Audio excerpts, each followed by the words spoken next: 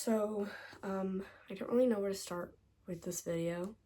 I don't know why I'm filming this, if I'm being very honest. I feel like I just kind of had this urge to.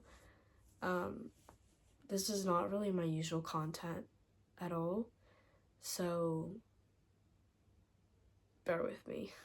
Today is April 17th, 2025, and today marks the 9th anniversary that, when my sister passed away. The only way that I can really describe this day is weird. Today in particular, this anniversary in particular, now marks that I've been without my sister more years than I knew her, which is a very weird thing to say. I don't think I ever thought that this would come. I knew obviously it was gonna happen one day, but it feels very weird to be at that point, and I feel like that has made today extra weird. I don't think that I could ever really describe grief as anything but being weird. I had a therapist once who described grief as coming in waves, but for me, I don't think that's ever really been true. For me, I feel like grief is just kind of one wave. You get your wave and it hits the sand, and then the water comes back, and that wave is going to reform, but it's going to have a mixture of water from the first time it became a wave and also new water, and that cycle is just going to continue until all of a sudden the wave is made up of totally new water with none of the original water from the first time it hit. And I feel like that's very much what grief is. I'm grieving things that I wasn't grieving 9 years ago, when things first happened, or that I wasn't grieving even a couple years ago. So I think it's just very weird, like I said, like I've been saying this whole time. And I don't really think that there's a specific way of seeing grief, especially when losing a sibling is very different than losing a parent or something like that. It's not worse or it's not better. It's nothing like that, because I don't really think you can put a label on what loss is bigger than the other, because it's really not about that.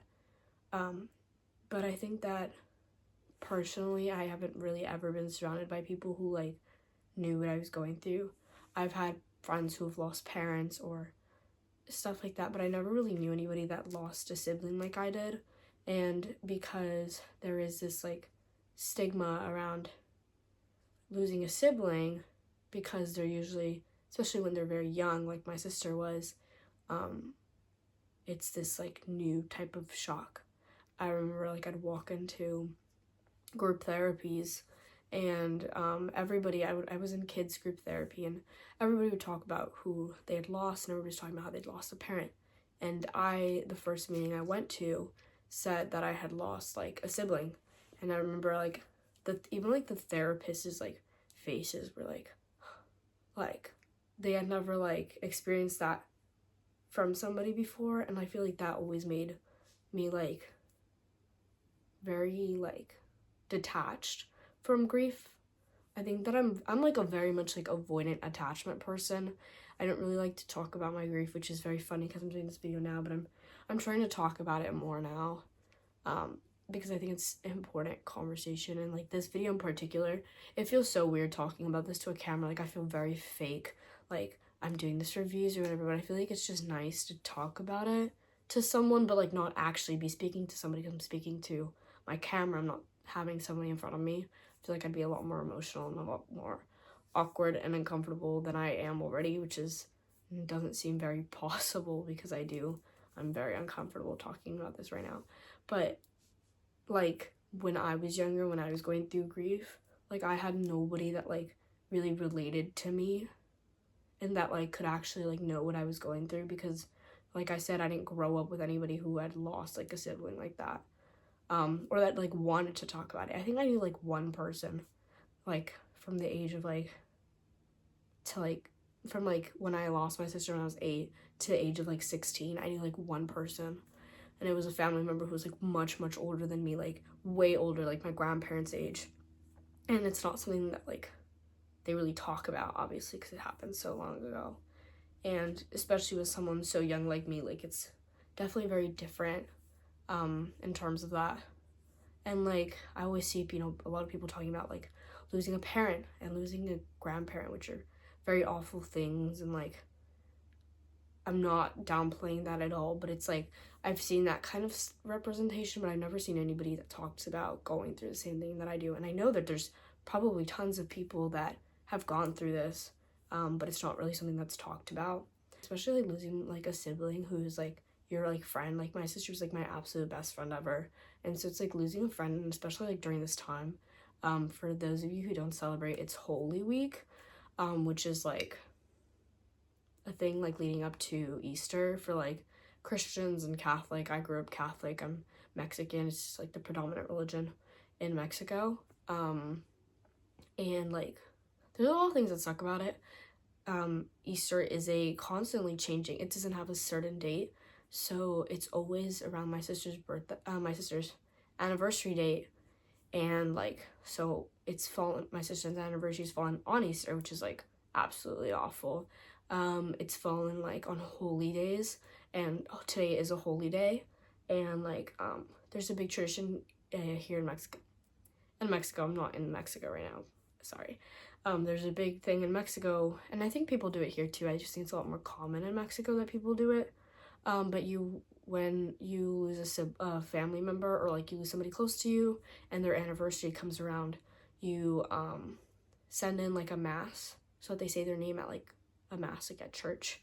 And because today's a holy day, they wouldn't do it today, so I had to watch my sister's mass yesterday, so I didn't even like get to watch it on her anniversary date, which is like kind of sucks.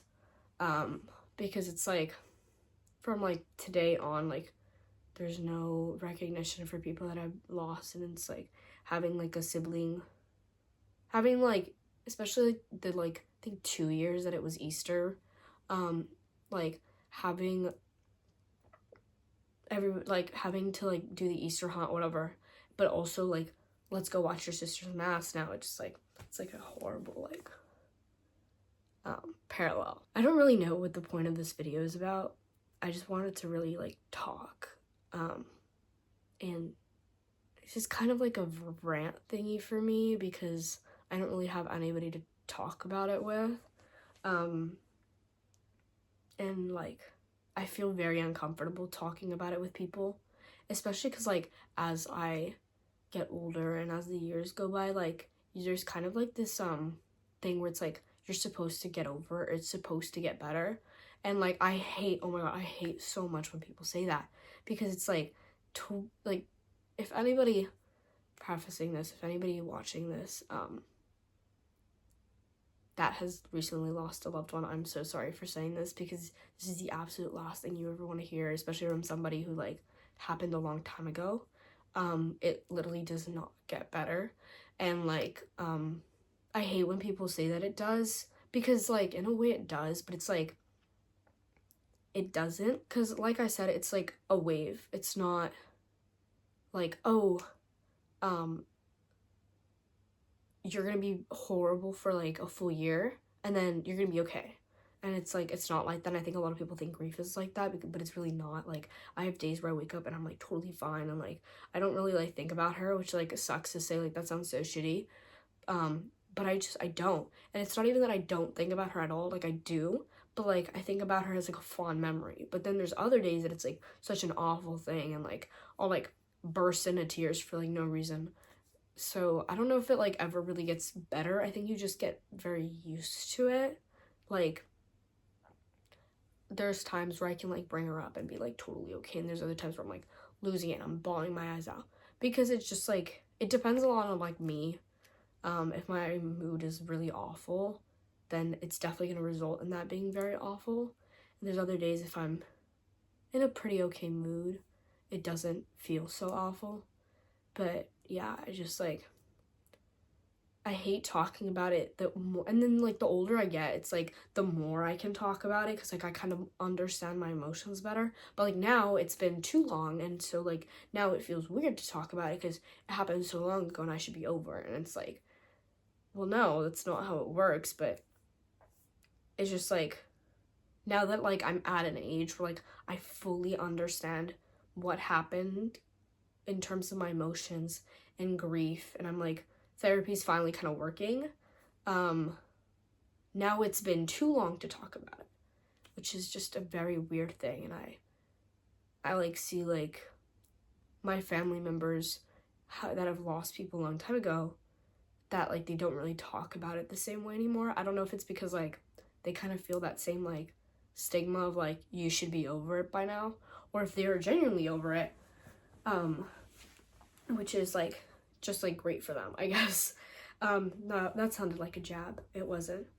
But yeah, it's just like I don't really know what like dealing with grief means. Like grief is just kind of like what were they called? Like the boleros? Yeah, like the little sweaters.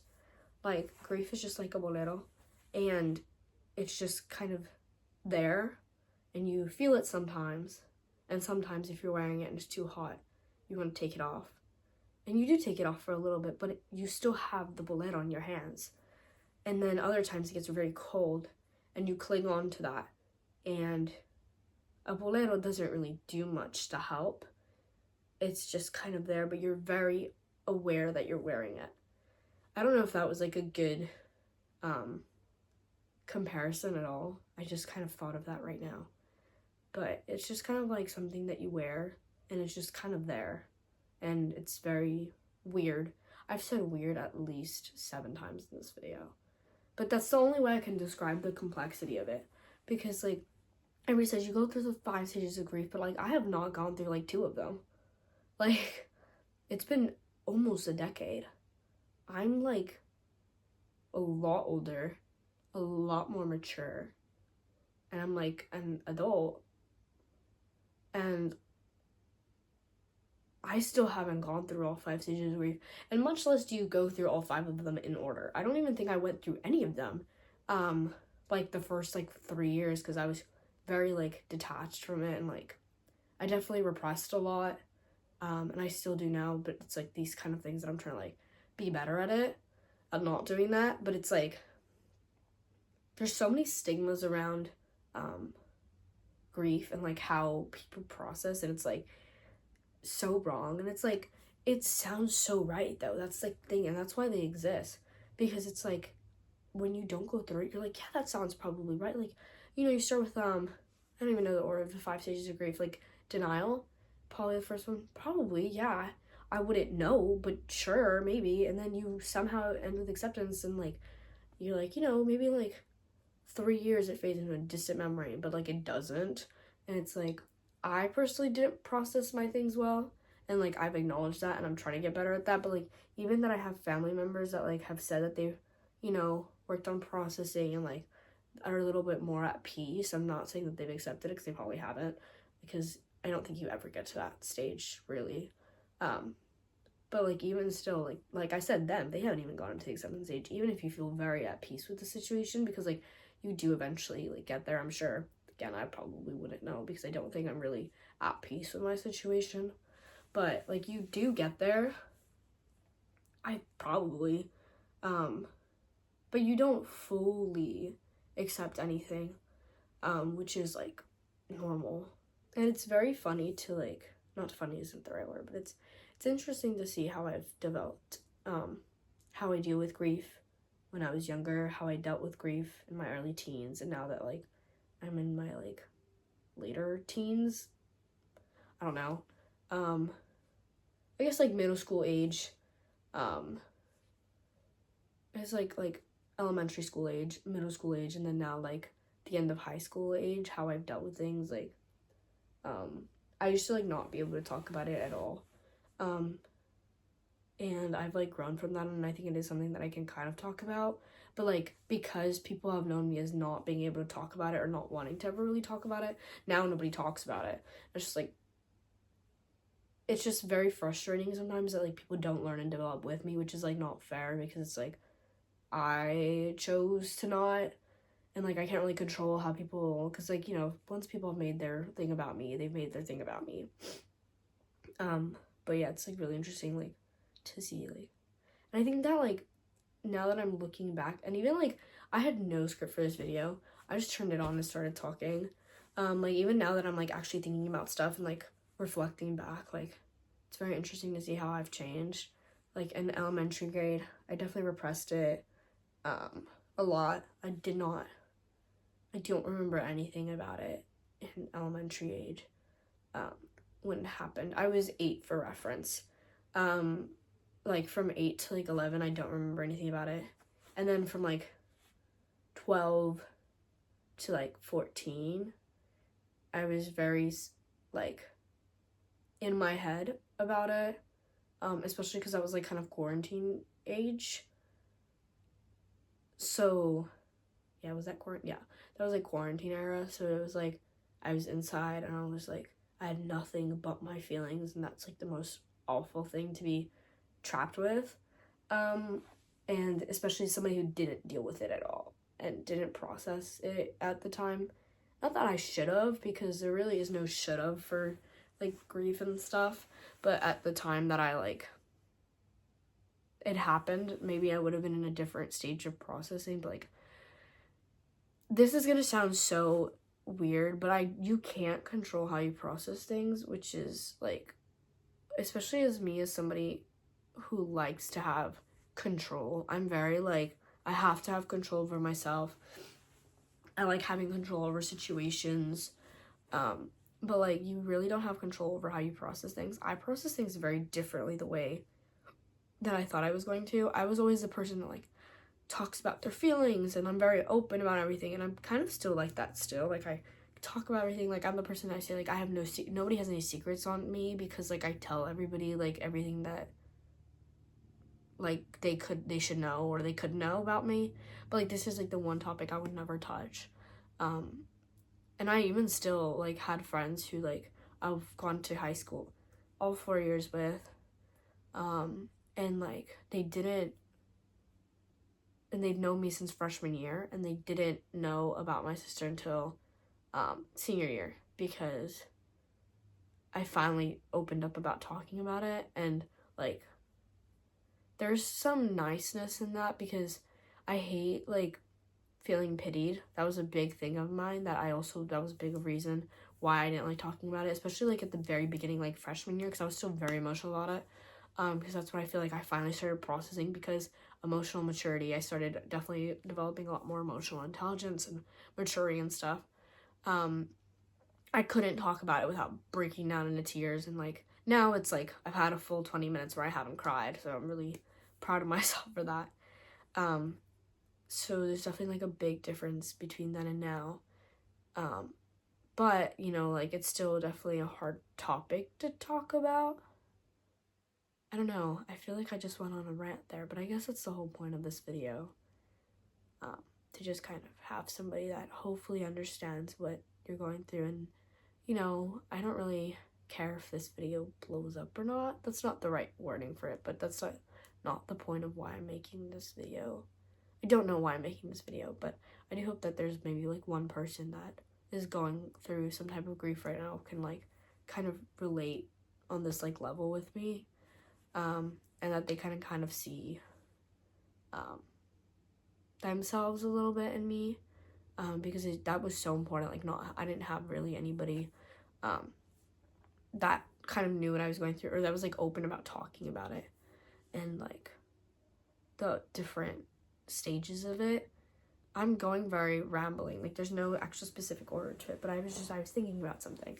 I was watching a YouTube video the other day, about, like, from this YouTuber that I really, really love, and I grew up watching and everything like that, and, she made a video, I don't remember what it was called. It was something like, I love having, like, a sister, and, she has, like, a younger sister, and, funnily enough, her younger sister's my age, and the YouTuber girl is my sister's age, what the age that my sister would have been, maybe, like, a year younger, whatever, same age, pretty much. And I remember, like, I clicked on that video too, like, I did that to myself, but I think there was a part of me that was very curious, of what, I constantly think about what life would have been like if she was still in my life, and, like, that video, like, kind of, like, not showed it, because I think we have very different personalities, and the YouTubers, that the YouTuber that, like, I watched, and her sister, but, like, that doesn't really matter. Like, you know, you still kind of see it. I still kind of see both of us in them. And I clicked on the video out of curiosity, but then I ended up watching and I was so mad and frustrated, and like I did it to myself, so I don't know why I was so mad. But I was like really upset at like the kind of unfairness of it all that it felt.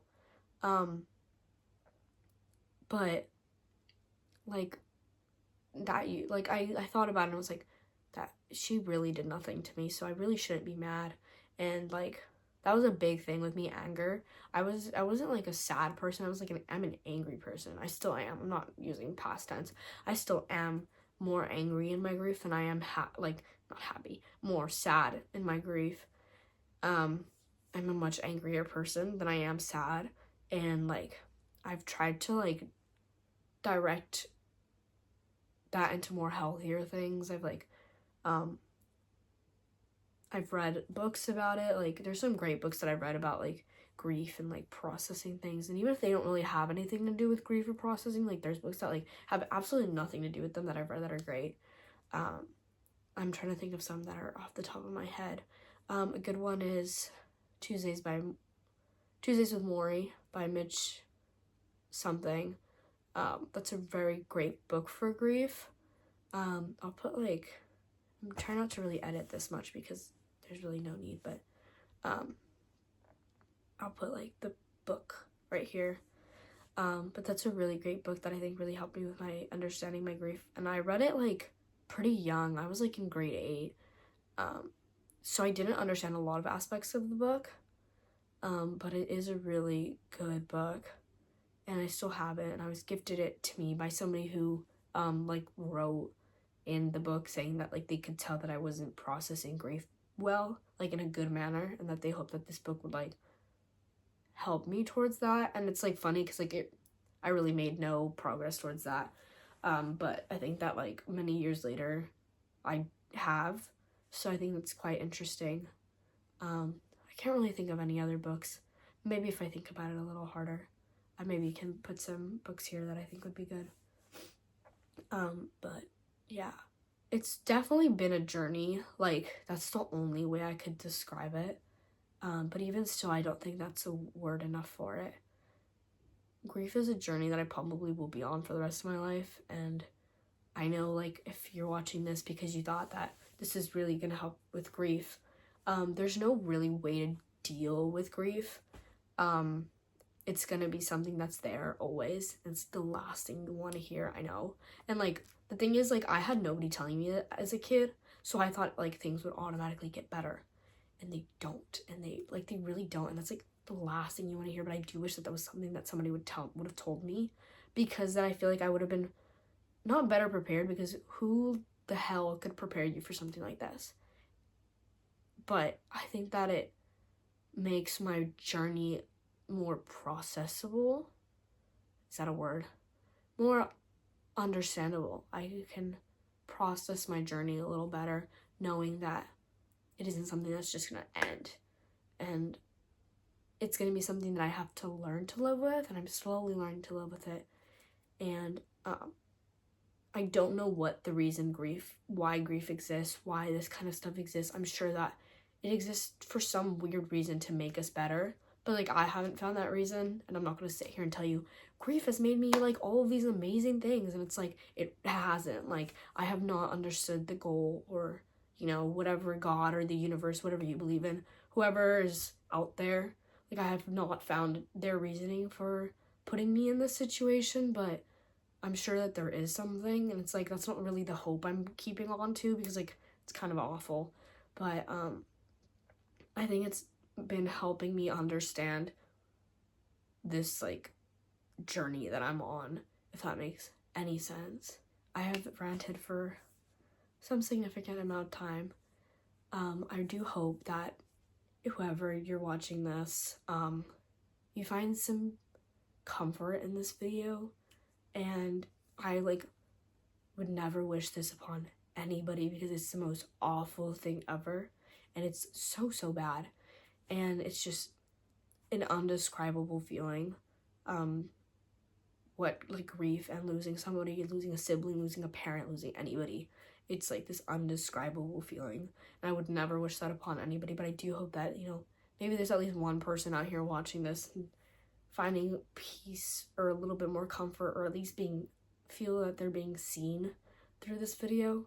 But yeah, I just wanted to say that you guys are so strong, and like, you will be able to get through this and get onto the journey, and not be stuck, because being stuck is like the number one thing that I think happens with grief, and it's so awful, because I was like stuck for so many years, and I still feel like I'm stuck sometimes, but I think that you can never really move forward.